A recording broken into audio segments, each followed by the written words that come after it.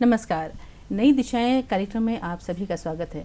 दर्शकों, भारत सरकार सभी स्तरों पर समय समय पर कल्याणकारी योजनाओं की घोषणा करते रहती है जो प्रत्येक नागरिक के हित में है।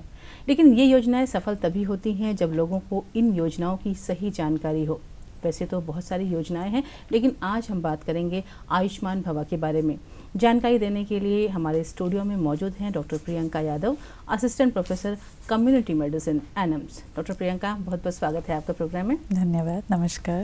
डॉक्टर प्रियंका, जानना चाहेंगे कि समाज में हर एक व्यक्ति को स्वास्थ्य संबंधी सुविधाएं प्रदान करने के लिए सरकार की तरफ से बहुत सारी योजनाएं आती हैं, उसी में एक है आयुष्मान भवा।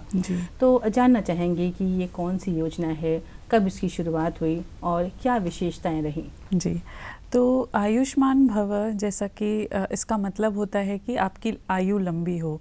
जैसे हम देखते थे कि हमारे बड़े बुजुर्ग पुराने ज़माने में आशीर्वाद दिया करते थे आयुष्मान भव, कि आपकी आयु लंबी हो।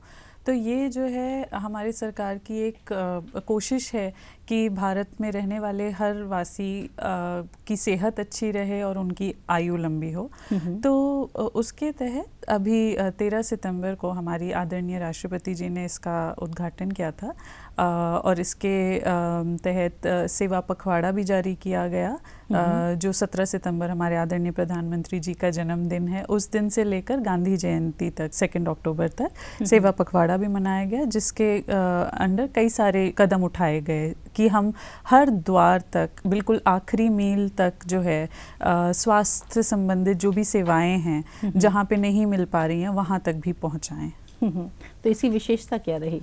क्यों ऐसी योजनाओं की ज़रूरत होती है? देश का स्वास्थ्य अच्छा रहेगा तभी देश बढ़ोतरी करेगा। तो क्योंकि 2018 में हमारे आदरणीय प्रधानमंत्री जी ने आयुष्मान भारत लॉन्च किया था, तो उसका भी यही उद्देश्य था कि हर घर तक हम स्वास्थ्य संबंधित सेवाएं पहुंचा सकें, कि हमारे देश का हर नागरिक कितना भी गरीब हो वो स्वास्थ्य संबंधित सेवाओं का उपयोग कर सकें, बिल्कुल लाभ उठा सकें।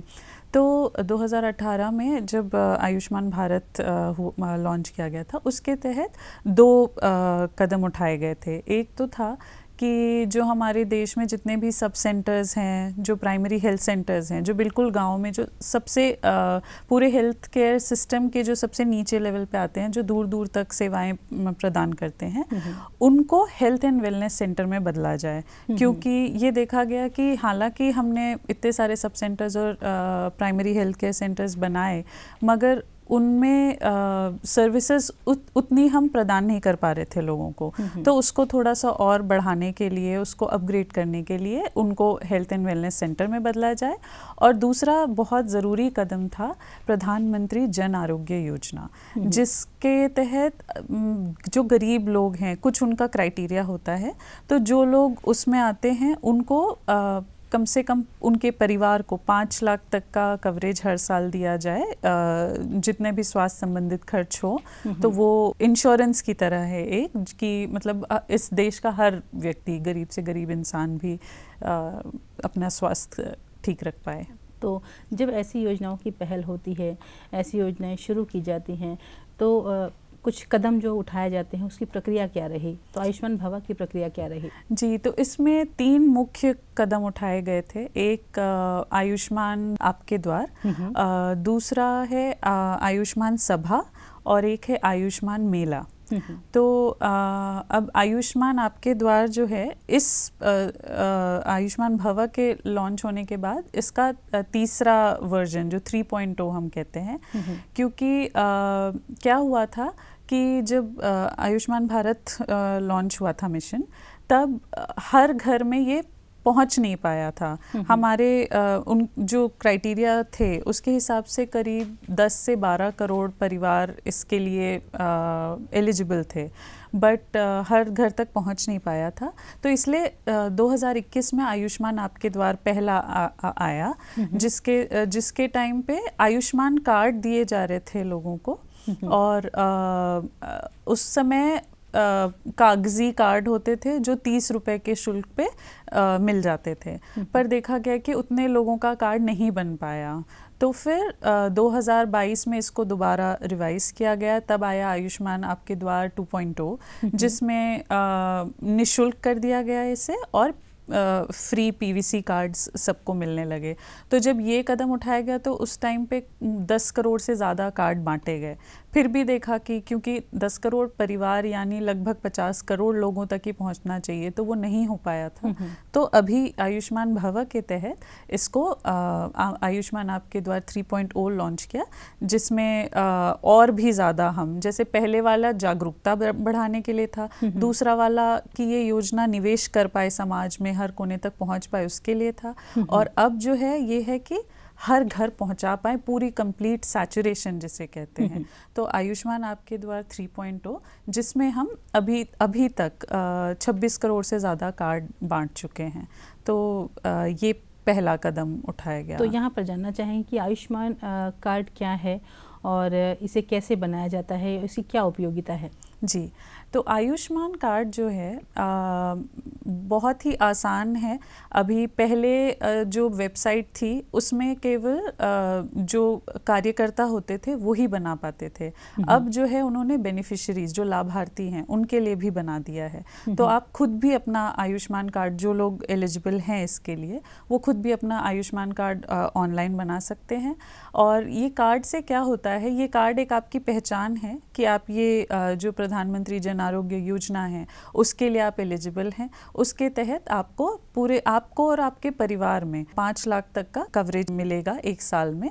कोई भी सेवा आप कहीं से भी लें अगर स्वास्थ्य संबंधित, तो वो कवरेज मिलेगा। और अगर आपने मान लीजिए कि वो पूरा उपयोग कर लिया है उसका किसी भी परिवार के मेंबर के लिए या अपने लिए, तो अगले साल वो वापस अपना रिन्यू हो जाता है, 5 लाख का कवरेज आपको फिर से मिलता है। क्या सरकारी नौकरी करने वाला भी व्यक्ति इसके लिए पात्र है? आयुष्मान भारत जो क्राइटेरिया है, जैसे मैंने कहा था, तो गांव के लिए, शहर के लिए सब अलग अलग क्राइटेरिया यूज़ करते हैं।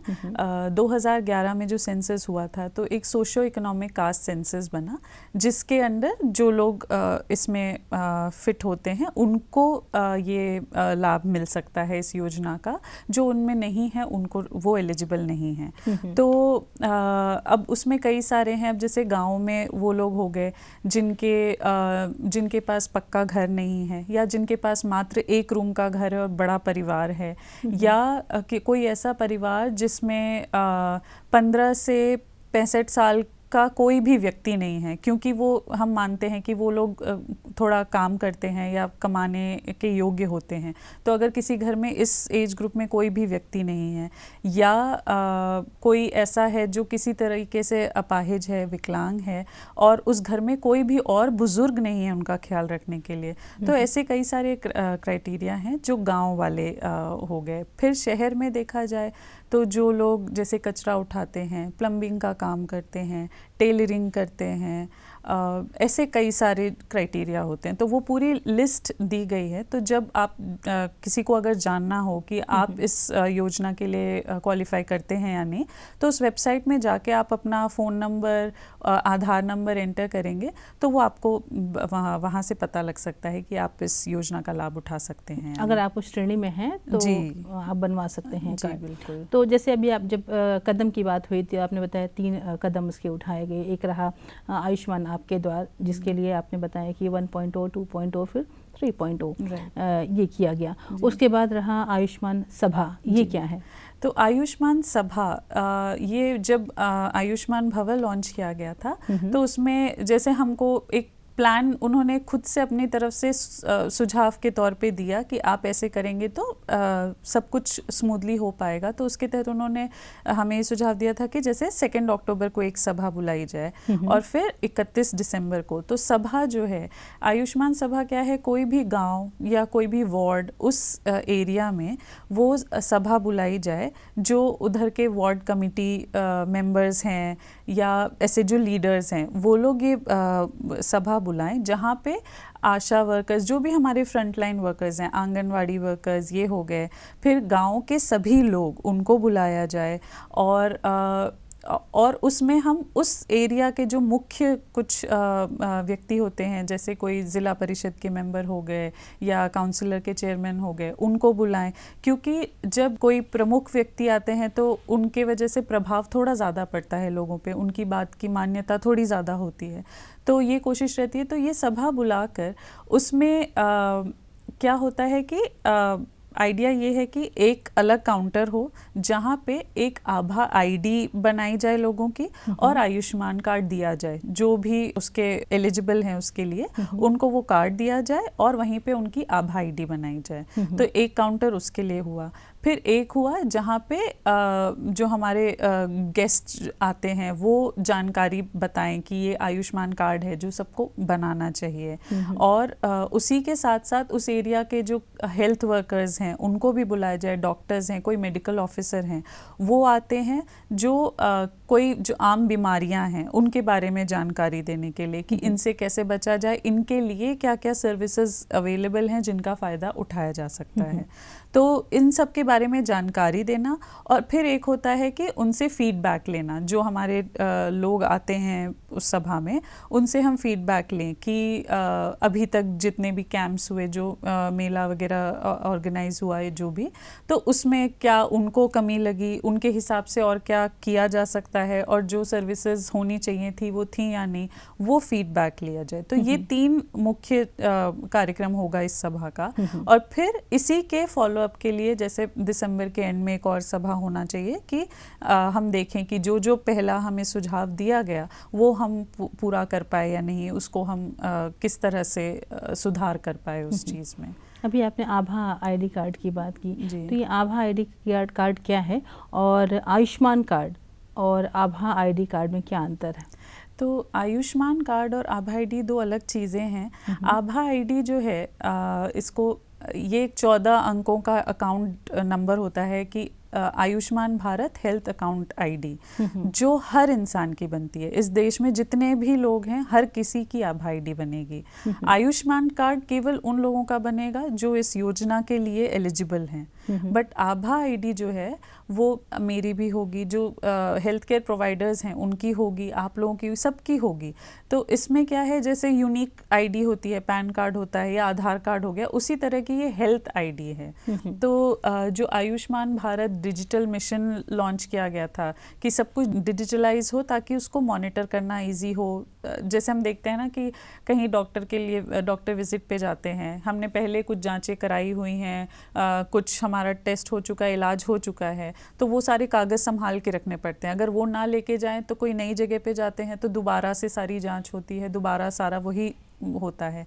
तो हम रिसोर्सेज का भी वेस्ट कर रहे हैं इस तरीके से, और प्लस कागज़ कई बार संभाल के रखना भी ईजी नहीं होता। तो आभा आईडी से जो आपका लिंक हो जाएगा, आप पूरे देश में किसी भी स्वास्थ्य केंद्र पे अगर जाएंगे तो उस आईडी से आपकी स्वास्थ्य संबंधित जितनी भी आपने इलाज लिए हैं, जांचें हुई हैं, वो सब उस पे अवेलेबल रहेगा। तो ये डिजिटलाइज करने का एक कदम है। तो आभा आईडी जो है हर नागरिक का होता है, होना चाहिए।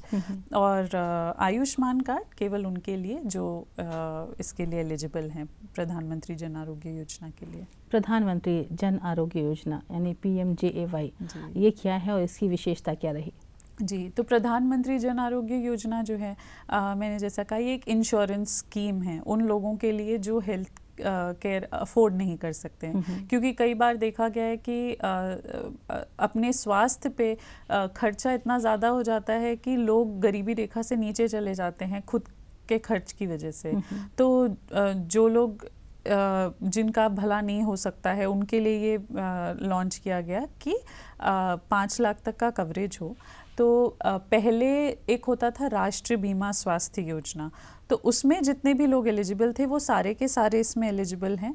प्लस इनके अलावा भी और जो मैंने कुछ क्राइटेरिया बताए वो भी इसमें शामिल हैं। तो इसमें क्या होता है, ये कैशलेस ट्रांजैक्शन होती है।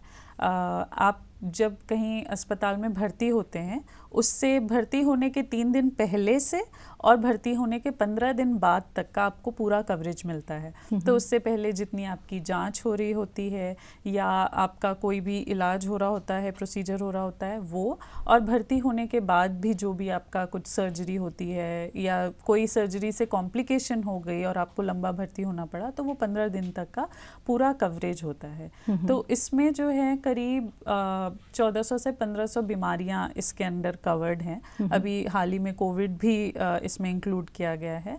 तो हर और कई सारे पैकेजेस होते हैं, करीब 800 पैकेजेस हैं। अगर वार्ड नॉर्मल वार्ड में एडमिट हुए तो मान लीजिए जैसे 1700 पर दिन के हिसाब से आपका कवरेज मिलेगा, आईसीयू में है तो थोड़ा और ज़्यादा मिलेगा। तो इस तरह निर्भर करता है कि आप किस बीमारी के लिए एडमिट हुए हैं। सर्जरीज के लिए 40 से 80 हज़ार तक की, डिपेंडिंग ऑन कि क्या सर्जरी हो रही है, कितनी ज़्यादा कॉम्प्लिकेटेड है, क्या है, तो उस हिसाब से पर दिन का खर्चा है। तो आपको बस वो कार्ड देना है। वो कार्ड में कुछ एम्पैनल्ड हॉस्पिटल्स होते हैं। तो इस देश भर में जितने भी सरकारी अस्पताल हैं वो तो बाय डिफ़ॉल्ट इंक्लूडेड हैं, उनके साथ साथ कई प्राइवेट हॉस्पिटल्स को भी इंक्लूड किया गया है। तो जो एम्पैनल्ड हॉस्पिटल होते हैं वहाँ पे आप जाके ये कार्ड दिखाएं अगर, तो आपको कुछ पे नहीं करना, जो भी है वो कैशलेस ट्रांजैक्शन होती रहती है, वहीं से मैनेज हो जाता है। तो ये पूरे साल में 5 लाख का खर्चा आपको या आपके परिवार के किसी भी सदस्य को स्वास्थ्य संबंधित खर्चा आए तो वो उसके अंडर कवर हो जाता है। तो ये तो रहा सरकार का जो दूसरा कदम आयुष्मान सभा के अंतर्गत जो रहा। अब आते हैं आयुष्मान मेले की तरफ, ये क्या है? तो आयुष्मान मेला जो है ये एक हेल्थ मेला, बेसिकली हम हेल्थ कैंप ऑर्गेनाइज करते हैं। इसको भी 2 लेवल पे करते हैं। एक तो जो हेल्थ एंड वेलनेस सेंटर हो गए, जो भी जितने हमारे सब सेंटर्स, पीएचसी वगैरह वहाँ पे, और दूसरा करते हैं हम सीएचसी पे, जो मेडिकल कॉलेज की सहायता से होता है। तो क्या होता है, इसमें कैंप्स होते हैं। कैंप्स में कई सारे स्पेशलिस्ट बुलाए जाते हैं, जैसे गायनोकोलॉजिस्ट हो गए, पीडियाट्रिशियन हो गए, साइकाइट्रिस्ट हो गए, डेंटिस्ट हो गए। तो ऐसे कई सारे स्पेशलिस्ट को बुलाया जाता है। और हम जो आम सेवाएं हैं जो होनी चाहिए किसी भी फैसिलिटी में, वो प्रोवाइड करते हैं। तो इसमें जैसे बुज़ुर्गों के लिए या पैलिएटिव केयर की, कोई टर्मिनली बीमार है, अपने अंतिम समय में है, तो उनको कैसे हम कंफर्ट केयर प्रोवाइड कर सकते हैं। तो जीरियाट्रिक केयर यानी जो बुज़ुर्ग हैं उनके लिए कैसे हम कर सकते हैं। तो ऐसे कई सारे क्लिनिक्स हम करते हैं। तो वो प्लान ये है कि हर हफ्ते में एक दिन सारे हेल्थ एंड वेलनेस सेंटर में ये मेला ऑर्गेनाइज किया जाए। और साथ ही साथ ना सिर्फ हेल्थ केयर, वहाँ पे भी आभा आईडी और आयुष्मान कार्ड बनाया जाए और बांटा जाए।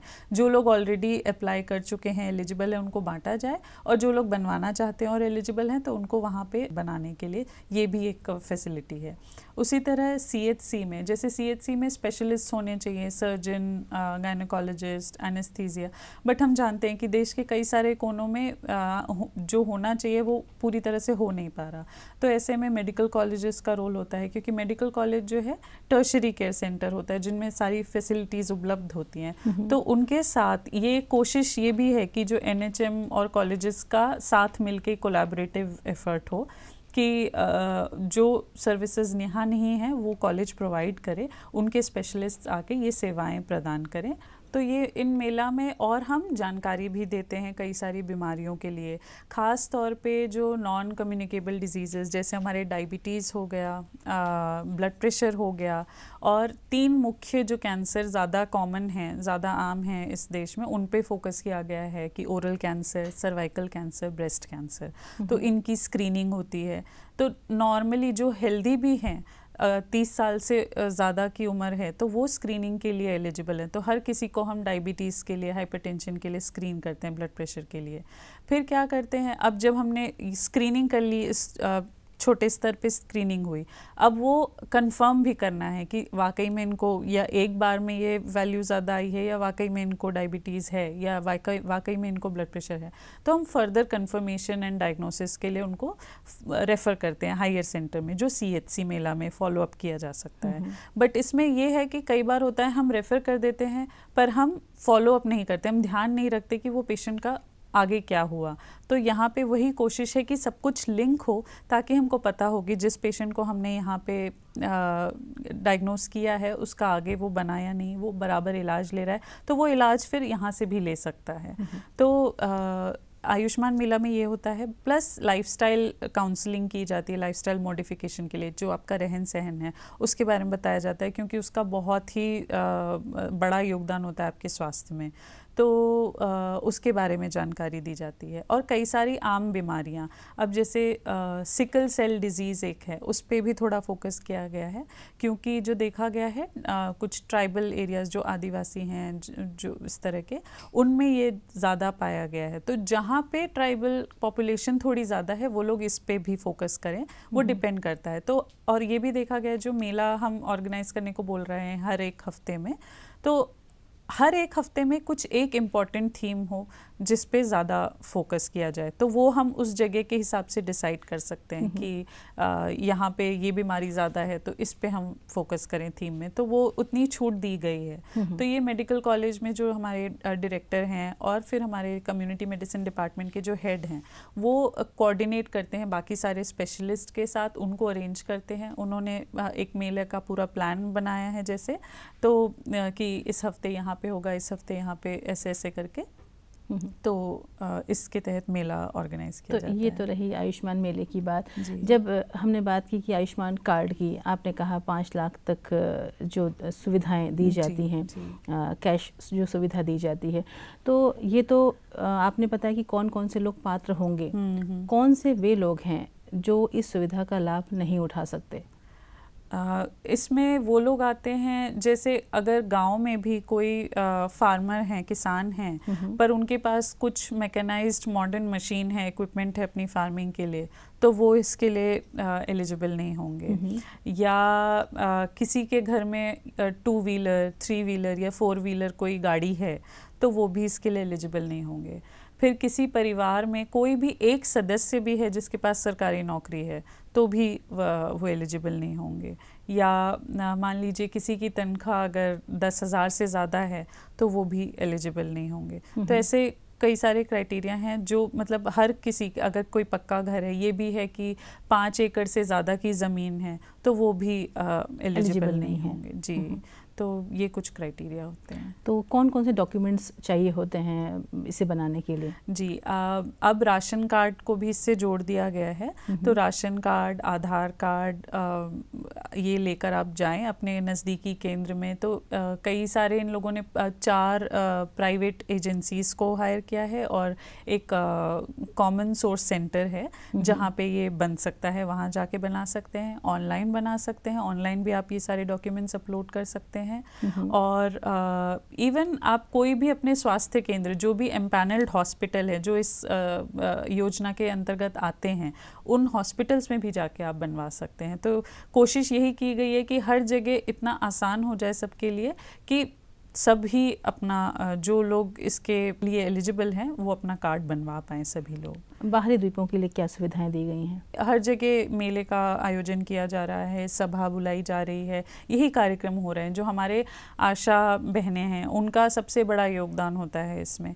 तो वो घर घर जाके पहले तो जानकारी बताती हैं कि ऐसा कुछ है जो आपके लिए फ़ायदेमंद है, तो आप आइए, इस दिन को सभा बुलाई गई है या इस दिन ये मेला है। और जो आशा बहनें हैं वो थीम के अंतर्गत देखती हैं कि अगर मान लीजिए इस हफ्ते हम डायबिटीज़ पे फोकस कर रहे हैं, तो वो देखेंगी कि किस किस घर में कौन कौन डायबिटीज़ है या किन को खतरा है डायबिटीज़ होने का, या जो 30 साल से ज़्यादा की उम्र है और वो उनको कराना चाहिए स्क्रीनिंग, तो वो एक लिस्ट बनाती हैं। फिर वो ये भी जैसे जब सभा भी बुलाई जाती है, तो सभा के एंड में भी वो लिस्ट बनाती हैं कि कितने लोगों को कार्ड दिया गया, कितने लोगों की आईडी बनी, कितने लोग एलिजिबल हैं। तो वो एक ड्यू लिस्ट भी उस सभा में लगाई जाती है कि जिनको मिलना चाहिए, जो एलिजिबल हैं, वो लिस्ट भी लगाई जाती है। फिर हम उन लोगों को भी बुलाते हैं सभा में, जैसे जिन लोगों ने इस योजना का ऑलरेडी उपयोग किया है और उससे उनको फ़ायदा हुआ, ताकि वो आके अपना अनुभव लोगों के साथ शेयर करें, ताकि लोगों को जानकारी हो कि हाँ, ये वाकई में मददगार है, इससे फ़ायदा हो सकता है और सेवाएं मिल सकती हैं। तो ये तो जैसे आपने बताया कि आशा वर्कर्स की जिम्मेदारी होती है, कहीं ना कहीं वो लोगों को जागरूक कर रहे हैं बहुत सारी सभाओं के जरिए और मेले के ज़रिए। लेकिन अगर ज़रूरी नहीं कि हर व्यक्ति उस समय मौजूद हो, तो अगर किसी व्यक्ति को स्वयं कुछ पता करना हो तो वो कहाँ जाए?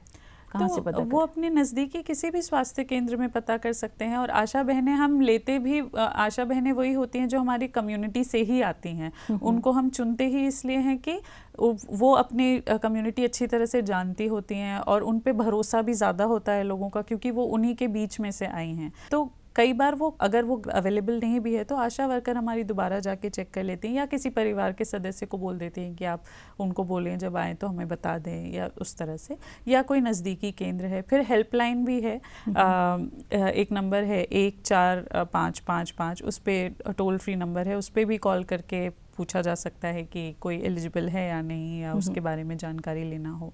तो हर तरीके से इसको आसान बनाने की कोशिश की गई है ताकि हम हर किसी तक, जो भी इसके लिए एलिजिबल है, हर किसी तक ये कार्ड पहुंचा पाएँ। तो ये जो कार्ड है क्या इसी कोई समय सीमा है, कुछ समय के लिए ये वैलिड है, ऐसा कुछ है? नहीं, समय एक बार कार्ड बन गया है तो वो वैलिड ही है, उसको बार बार ऐसे रिन्यू कराने की ज़रूरत नहीं है। पर जैसा मैंने कहा कि 2011 में जो सेंसस हुआ उसके हिसाब से अभी फ़िलहाल एलिजिबिलिटी दर्ज की गई है।